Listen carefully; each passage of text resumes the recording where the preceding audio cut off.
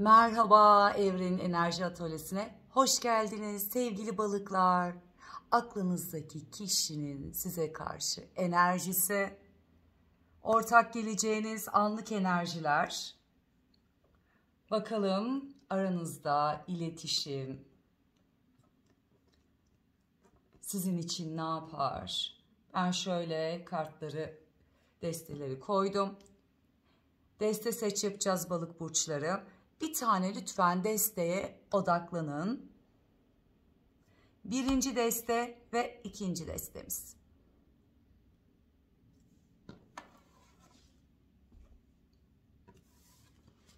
İkinci deste koyduk. Şimdi birinci desteği seçenler aklınızdaki kişiye lütfen odaklanın ve enerjinizi buraya yollayın.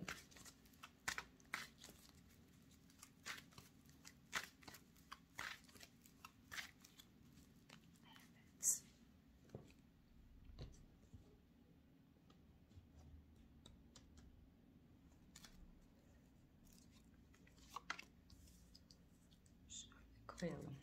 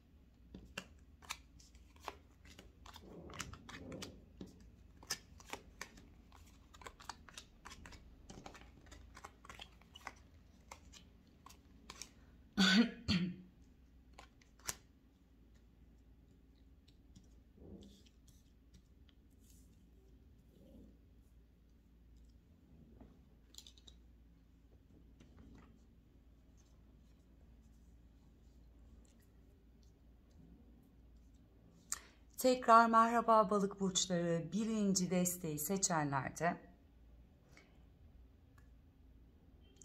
yakın geçmişinize bakalım. Kartlar neler söylüyor? Öncelikle aklınızdaki kişi size karşı hem tutkulu hem iletişim yoğunluğu hem de böyle eğlenceli bir enerjideymiş. Ama etrafında da bunun hani böyle onu engelleyen, etki altında ya da etkilendiği doğrusu biri varmış. Yani size karşı enerjisi tutkulu, esprili, işte iletişim isteği yoğun, böyle sizi güldüren, hani enerjisi yüksekmiş geçmişte bu insanın. Ama arada da dediğim gibi etkilendiği biri çıkıyor bunun. Belki arkadaşı olabilir, çevresi, ailesi olabilir. Sizin de geçmişte şöyleymiş aslında. Bu insanın böyle enerjisinin gelişiyle siz çok böyle daha mantıklı, daha kontrollü ve dengede gitmişsiniz. Nedir işte? Belki işinize daha yoğunlaşmışsınızdır. Daha ağırdan almışsınızdır, gözlemlemek istemişsinizdir bu kadar aktif bir şekilde sizle işte iletişim veya ilgisini, hayranlığını göstermesinden dolayı ve arkadaşlarınızla siz de bunu paylaşmışsınız. Hani böyle bir araya geldiğinizde arkadaşlarınız der ya, hani daha kontrollü git, bir bakalım dengede mi, nasıl oluyor? Hani sizin de enerjinizde geçmişte aslında daha çok karşı tarafı gözlemlemişsiniz ve ağırdan aldığınız bir enerji varmış. Şimdinin enerjisi ise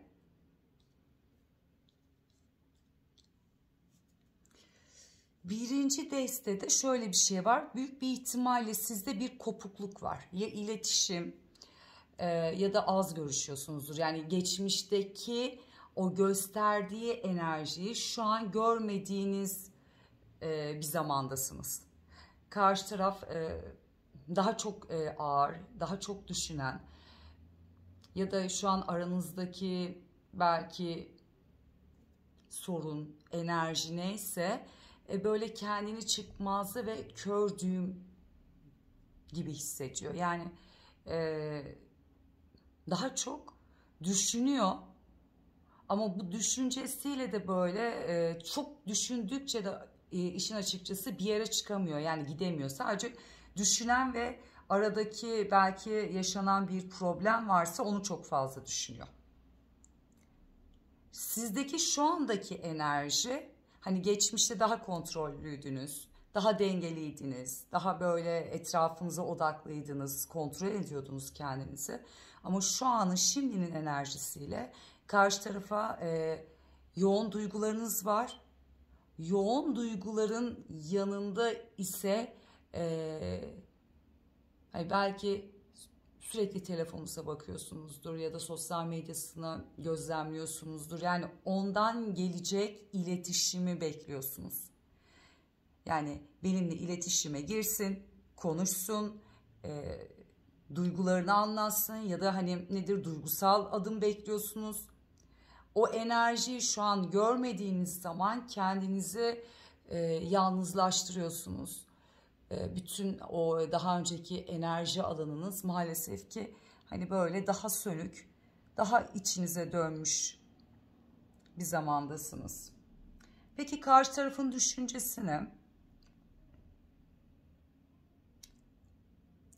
aslında size karşı düşüncesinde de haksızlık yaptığını bir kere düşünüyor.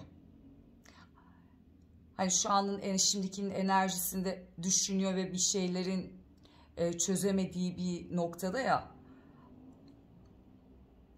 Düşüncesinde ise ya evet ben haksızlık yaptım, adalet sağlayamadım ya da dengeyi kuramadım ya da kendimi doğru ifade edemedim.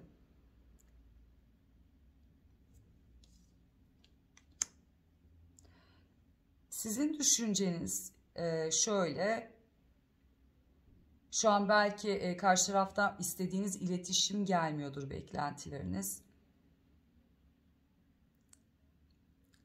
Ama düşünce olarak da hani yine bir mantığı çalıştırıp hani ben arkamı döneyim gideyim diyorsun. Ya arkadaşlarımla ya seni anlayacak kişilerle hani böyle konuşmak, paylaşmak.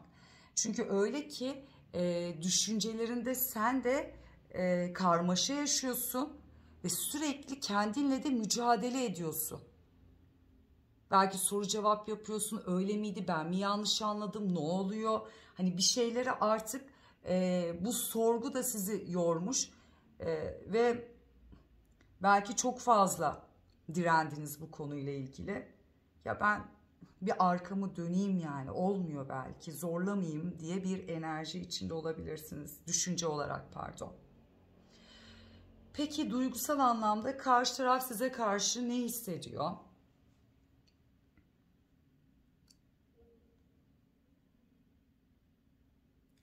Duygusal anlamda şöyle bir şey aslında.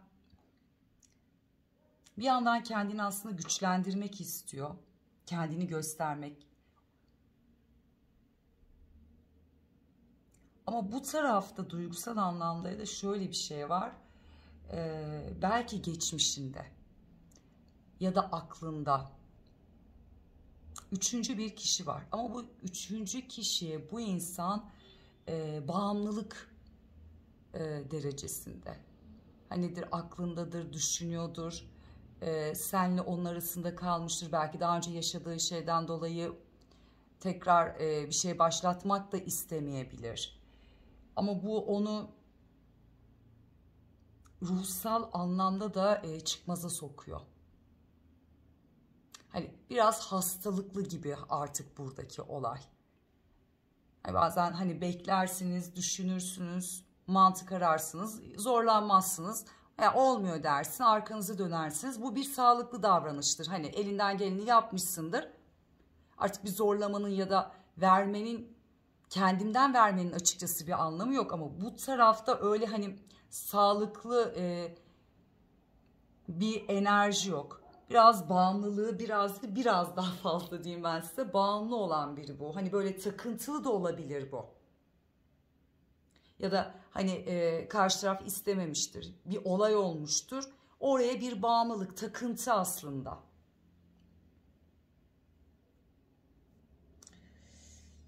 Sizde ise bakın, sizlere düşünceniz ve duygunuz aslında balık burçları aynı. Ne dedim düşüncenizde? Artık tamam, bırakayım, arkamı döneyim. Çünkü yoruldum artık karmaşadan, ki bu ara bir de balık burçlarını son zamanlarda gezegenler, enerjiler ciddi anlamda zorluyor. Yani böyle inanılmaz tepetaklak enerjiler. Hani ne yaparsanız yapın, ne kadar savaşırsanız savaşın, böyle oluşmayan bir enerji. Ya ne oluyor falan dediğiniz bir döngünün içindesiniz.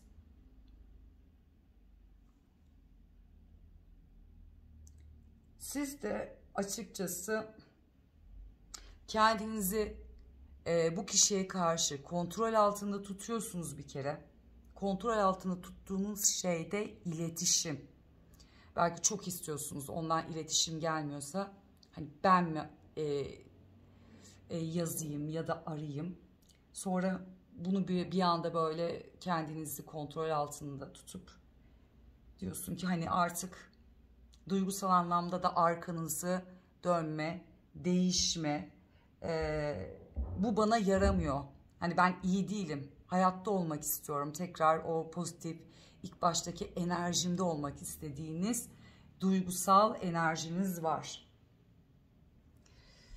Yakın zamanda ne olur aranızda dediğimde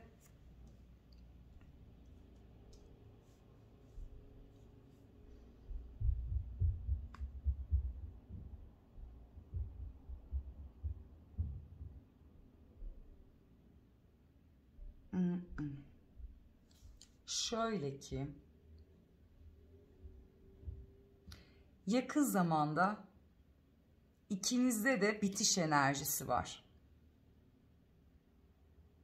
Karşı taraf arkasını dönüyor. Belki kendiyle içsel yolculuğunda çıkabilir, sorgulayabilir. Ben anda yaşamak istiyorum diyor. Ya da sorumluluk almak istemiyorum. Burada bir sorumluluk var belki. Dayattığınız ya da istediğiniz bir şey. Bu taraf arkasını dönüp ben anın enerjisiyle, yani ne istiyorsa özgür olmayı seçiyor. Sizde şöyle, sizde de nasıl düşünce ve duygularınızda gitme olayı vardı, bırakma. Çünkü beklentinizi karşılamıyor burası. Aynı şekilde siz de burayı bitirme kararı alıyorsunuz ama alırken de açıkçası içiniz, ruhunuz da sıkılıyor. Belki nedir, süreç olarak çok beklediniz, çok sabrettiniz. Ne kadar gitme enerjisinde olsanız ama bir tarafınızda hep böyle bir umut vardır belki. Hani bir şeyler olacak. Çünkü sizin tutunduğunuz enerji belki o baştaki enerjiydi. Size hissettirdiği enerjiyi sevmişsiniz aslında. O kadar size iyi gelmiş ki devamını istemişsiniz. Sonra orada bir tıkalı kalınca da siz de ne yapacağınızı bilemediniz belki. Belki düzelir. Hani öyle bir insan değil diye düşünebilirsiniz ama yakın zamanda çok üzgünüm balık burçları. Siz de hani bitirme ve sabrettiklerim veya neyse olmadı. Biraz üzüleceğiz. Peki en son kartlarımız şöyle bir şey. Ortak geleceğiniz ne olur? Anladık, yakın zamanda şu an için bir iletişim isteği yok. Ortak gelecekte sonrasında peki hani bir iletişim olur mu? Dönüş olur mu? Şu an kopuk enerji, tekrar bağlantı oluşur mu diyerekten bakıyorum. Karşı taraftan size hep beklediğiniz o duygu enerjisiyle eylemi olsun, duygularını göstersin dediğiniz kişiden duygusal adımlarla gelecek size. Tekrardan aranızdaki enerjiyi canlandırmak,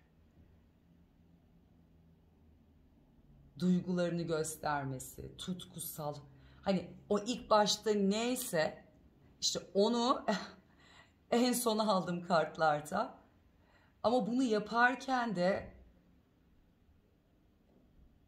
içsel olarak kendini tükenmiş de hissedecek. Yani en başta şuralarda demiştim ya hani bu insanın duygusal anlamda hani bir takıntıları, bağımlılıkları, belki rahatsızlıkları var. Hani çok da böyle o anlamda sağlıklı davranış sergilemiyor. Evet size karşı gelecek ama arka planda yine böyle tükenmiş, mutsuz. Bu tarafını size göstermeyecek. Size göstereceği şey dönüşmek, tekrar şans dilemek, tekrar aynı enerjiyi yakalamak, duygusal böyle tutkulu adımlarla gelecek.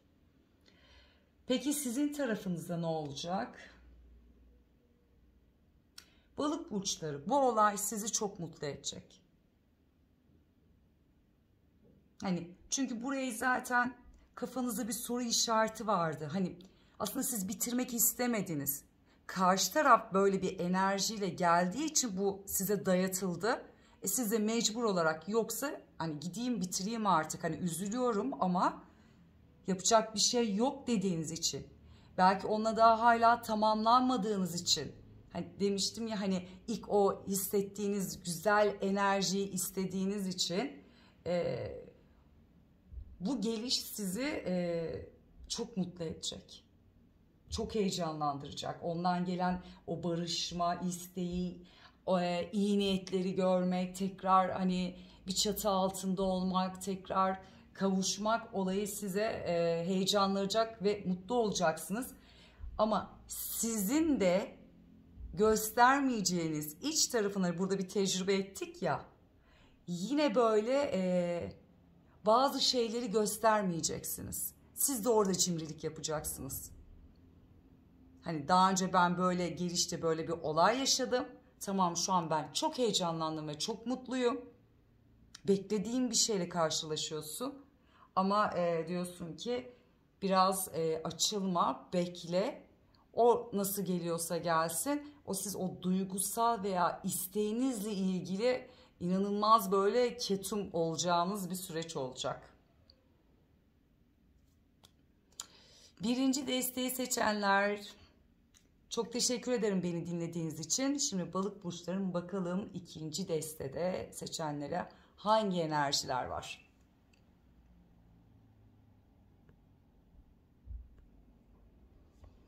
Merhaba balık burçları, ikinci desteği seçenler. Hadi bakalım enerjinizi şöyle kartları yollayın. Aklınızdaki kişiyi düşünün. Ne öğrenmek istiyorsunuz? Hangi enerjileri? Kafanızdaki soruları yöneltin.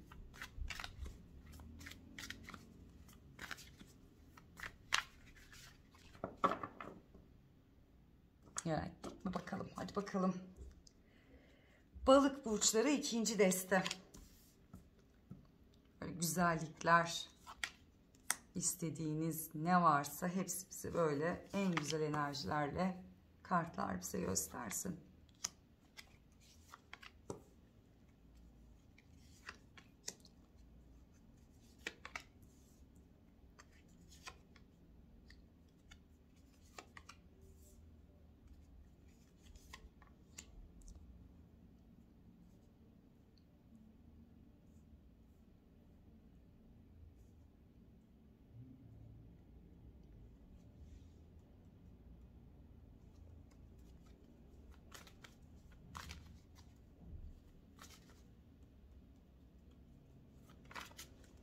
Şunları biraz daha şöyle alalım.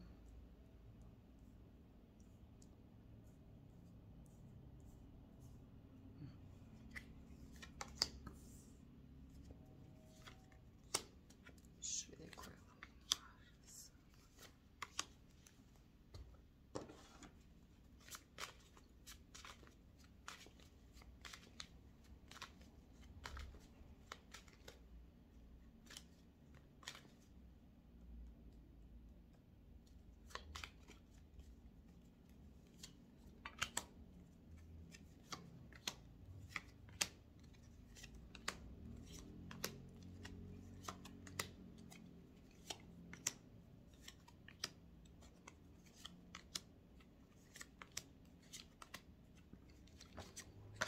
Oo, bunu almayacağım.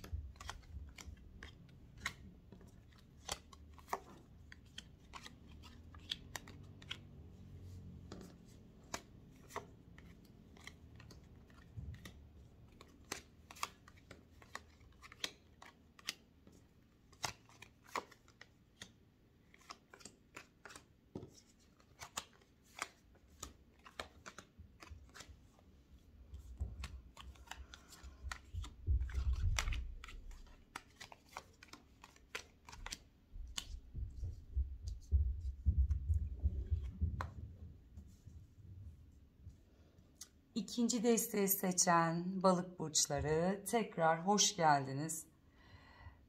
Şimdi aklınızdaki kişiyle geçmiş enerjiniz inanılmaz muhteşem. Yani iki insanın bu kadar duygusal, tutkusal, yani birbiriniz için böyle aşık, deli gibi seven iki tarafın enerjisi var burada. Karşı tarafta tamamen dünyasının merkezine almış sizi ve öyle ki siz onun sanki böyle çok istediği kişisiniz.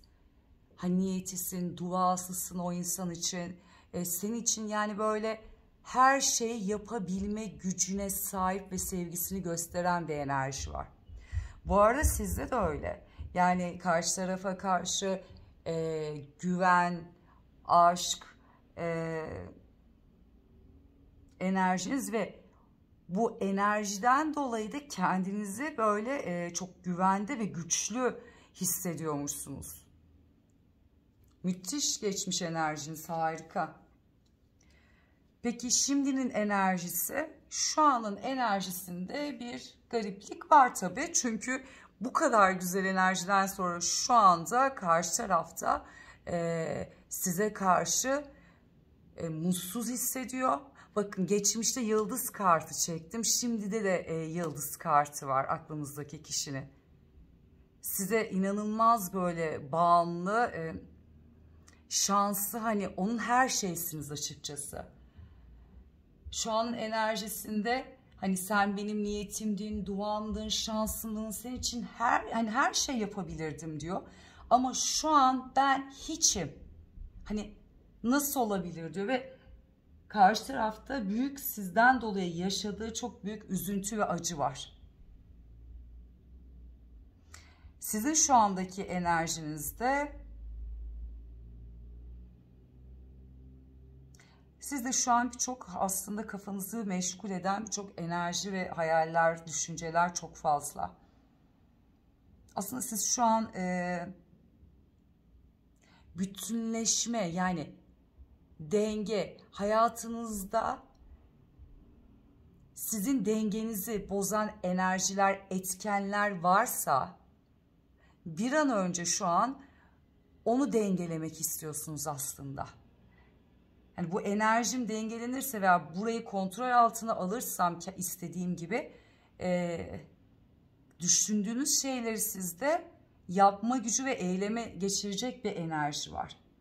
Ama şöyle bir şey ki sizin etrafınızda da maalesef böyle tartıştığınız bencil tutumlar, enerjinizi düşüren, hani böyle nefret ettiğiniz, yani böyle kin duyduğunuz bir enerji var açıkçası. Burada denge sağlayamıyorsunuz. Belki karşınızdaki kişi bunu biliyor olabilir. Bundan dolayı da çok üzülebilir. Düşüncesinde karşı tarafın bakın şimdi ikinci desteği seçen balık burçları belki sizin hayatınızda farklı bir enerji olabilir, biri olabilir. Çünkü aklınızdaki kişi sizin hayatınızda hep böyle dışarıda kaldığını hissediyor.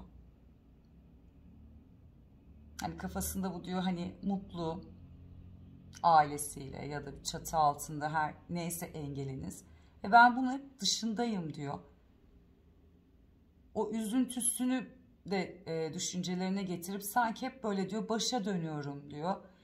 Hani benzer olaylar, benzer şeyleri yaşıyorum diyor ve kendini mutsuz hissediyor. Yani sanki siz orada mutlusunuz ve ben o sınırı geçemiyorum, hep dışarıdayım diyor.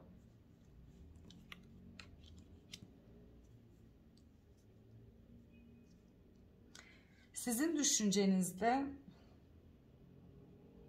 aslında karşı tarafta hani o biten enerji ya da arkanızı siz döndüyseniz buradaki büyük bir ihtimal, çünkü karşı taraf çok istiyorsa siz burada bir arkaya dönmüş ya da kopardığınız bir enerji var. Bunu yıkmak istiyorsun. Siz de karşı tarafa belki iletişim sağlama düşünceniz var. Barışma isteğiniz. Niyetinizi belli etmek. Belki hislerinizi, Ya da daha detaylı, ya kendinizi belki daha iyi ifade etme isteği var. Hani ben bunu yaparsam beni anlayacak ve tekrar bir araya gelip iletişimimizi kurabiliriz diyorsunuz. Aslında siz de burada o karşı tarafı farkındasınız ama iyi niyetinizi sunmak istiyorsunuz. Bakın buralar açılmamış. Şurası kaldı. Sonra açacağım orayı.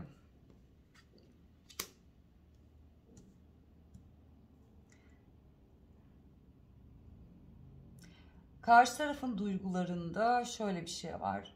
Bir aydınlanma yaşıyor bu. Yolu aydınlanıyor. İç sesini dinliyor. Belki birisi ona ışık oluyor. Burada duygusal anlamda sizin tarafınızın açıkçası haksızlığa uğradığını düşünüyor. Bir bedel ödüyorum diyor. Hani hep haksızlığa uğruyorum. Ama öyle kalpten de istiyor ki ilahi adaletle işlesin diyor. Bayağı canı yanmış karşı tarafın yalnız. Sizde ise duygularınızda, bakın burada da çıktı. Sizde üçüncü kişi var. Bu üçüncü kişinin enerjisi sizi çok fazla yoruyor. Yorduğu için de karşı tarafa hak ettiği her neyse veremiyorsunuz. Bir an salıveren bir enerjidesiniz. Çünkü sürekli oynamak da sizi yoruyor. İkili davranmak, sürekli maske takmak, farklı düşünceleri sunmak. İşte bu tarafa belki farklı rol oynuyorsunuzdur, başka tarafa farklı bir şey. Yani bu enerji sizi yoruyor açıkçası.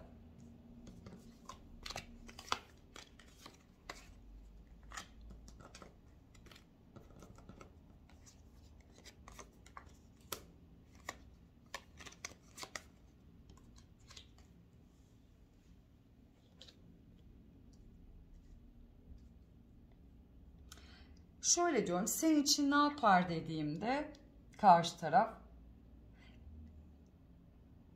senin için her şey yapabilecek enerjide balık burçları. Senin için savaşır. Bereket, bolluk, hani ne istiyorsan her şeyin en fazlasını böyle sunabilecek bir enerji var. Yani her şey yapabilir sizin için bu insan. Baştan beri zaten yıldızları aldı. Niyetimsin, duamsın diyor. Siz onun için ne yaparsınız? Şöyle yapar mısınız? Böyle belirgin böyle adımlar, hani kendinizi gösterecek adımlar atar mısınız? Sonra geri çekilir misin? Daha böyle asi tarafını gösterir misin? Sonrasında dersin ki mola verelim. Çünkü kendinizi gerçekten yorgun hissediyorsunuz. Yani dinlenmeye ihtiyacınız var sizin. Diğer üçüncü enerji o kadar sizi yoruyor ki ya da çıkamadığınız bir şeyin içindesiniz bu tarafta. Dinlenmek istiyorum yani. Yani biraz kalayım. Belki bundan dolayı karşı tarafa daha hırçın, agresif de davranmış olabilirsiniz. Ve üstünüze çok geliyordur, o duygularını gösteriyordur, isteklerini söylüyordur. Veremediğiniz için veya o enerji de sizi yıpratıyor olabilir burada. Çünkü mola ve dinlenme, yani her şeyden kopmak istediğiniz bir enerji var.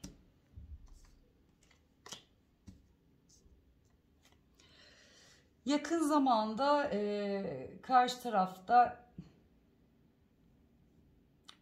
sizin tarafınızdaki üçüncü kişiden dolayı açıkçası kalbi, yüreği sızlarmış, çok üzülürmüş. Ne yapacağını bilemez bir enerji içinde olur. Sizde de yakın zamanda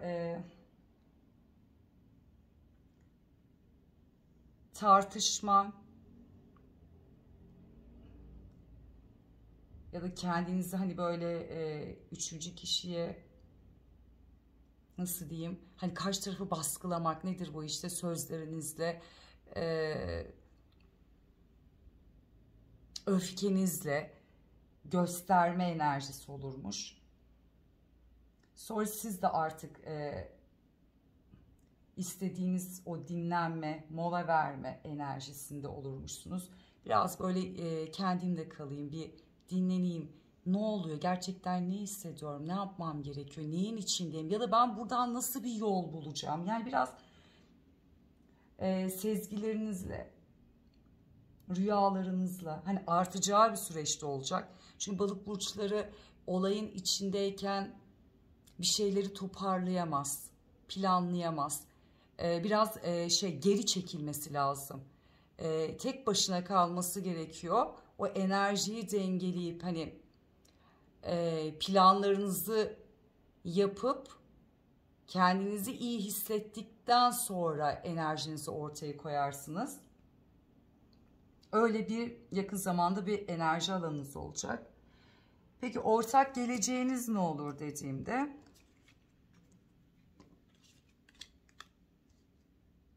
bakın bak, şu an sizin enerjiniz o işte belki planlama, balık çok zekidir, hisleri çok kuvvetlidir. Bir şeyleri garantilemeden, hani görmeden, tamamlamadan bir şeyler yapmak istemez. Belki bu ara ve geride kalma isteğiniz de büyük bir ihtimalle o. Belki bu tarafı dengelemek adına olabilir. Ortak geleceğinizde karşı taraf her anım, her şeyim sensin. Siz böyle kupa kraliçesi olarak almış. Yani bütün anını, bütün saniyesini, hayatı neyse sizinle olan ve sizinle dönüşmek, hayatında böyle ciddi bir ilişki. Yani hep ol, sonsuza kadar ol, ben varım diyen bir enerji var. Yakın zamanda sizin de enerjinizde büyük bir dönüşüm yaşayacaksınız balık burçları. Belki şu ana kadar yaşamadığınız, cesaret edemediğiniz her ne varsa bir aydınlanma, bir şeyleri kesip bitirme, o gücü almak ve yani öyle ki çok büyük bir dönüşüm yaşayacaksınız. Ve aklınızdaki kişiyle o size gelen enerjisini kabul edeceksiniz. Çünkü şu ana kadar ona vermediğiniz, hani düşünüyordu ya, hani hak etmiyorum, hani adaletli değil, sorguladığı bir süreci vardı. İşte her şeye vereceğiniz bir enerji olacak. Hani sen bana böyle bereketini, bolluğunu, ne istiyorsam sevgini, her şeyini veriyorsun ya. İşte ben burayı hallettim. Hayatımın en büyük dönüşümünü yaşıyorum. Ve sonlandırıyorum. Ve ben de aklınızdaki kişiye harekete geçiyorsunuz. Verimli bir dönem oluyor ikinizin için. Yani nereye elinizi atarsanız atın kazanç sağlayacaksınız balık burçları. Çok güzel geldi enerji burada.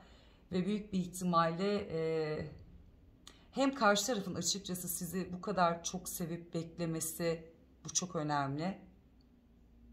Siz de buradaki sorunu çözmeniz çok önemliydi. Belki o molayı hani geri çekip yolunuzu bulmasaydınız ya da planlarınızı yapmasaydınız belki bu sonuca gelemeyecektiniz. Beni dinlediğiniz için çok teşekkür ederim balık burçları. Tekrar başka bir videoda görüşmek üzere. Hoşça kalın.